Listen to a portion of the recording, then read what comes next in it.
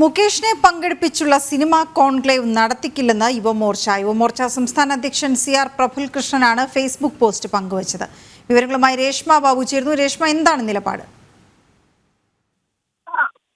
ഈ മുകേഷിനെ പങ്കെടുപ്പിച്ചുകൊണ്ടുള്ള cinema conclave യാതൊരു കാരണവശാലും നടത്തിക്കില്ല എന്നാണ് യുവമോർച്ച പ്രസ്താവന ഇറക്കിയിരിക്കുന്നത്. യുവമോർച്ചയുടെ സംസ്ഥാന അധ്യക്ഷനായിട്ടുള്ള CR പ്രഫുൽകൃഷ്ണനാണ് ഫേസ്ബുക്കിലൂടെ ഇക്കാര്യം വ്യക്തമാക്കിയിരിക്കുന്നത്. നേരത്തെ തന്നെ യുവജന സംഘടനകൾ മുകേഷിനെതിരെ ശക്തമായിട്ടുള്ള പ്രതിഷേധവുമായിട്ട് രംഗത്തെത്തിയ ഒരു സാഹചര്യമുണ്ട്.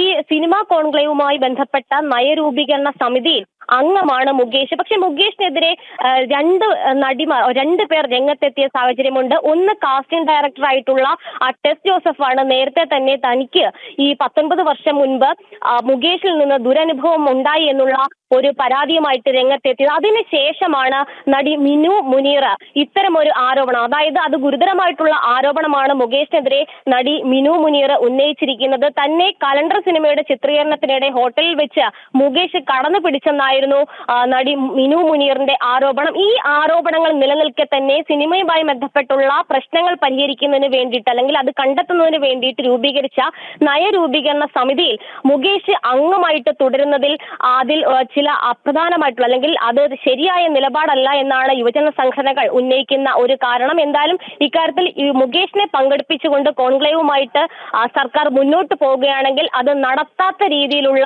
സംവിധാനങ്ങൾ, അല്ലെങ്കിൽ അത്തരം ഒരു രീതിയിലുള്ള പ്രവർത്തനങ്ങളായിരിക്കും യുവമോർച്ചയുടെ ഭാഗത്തുനിന്നും ഉണ്ടാകുക.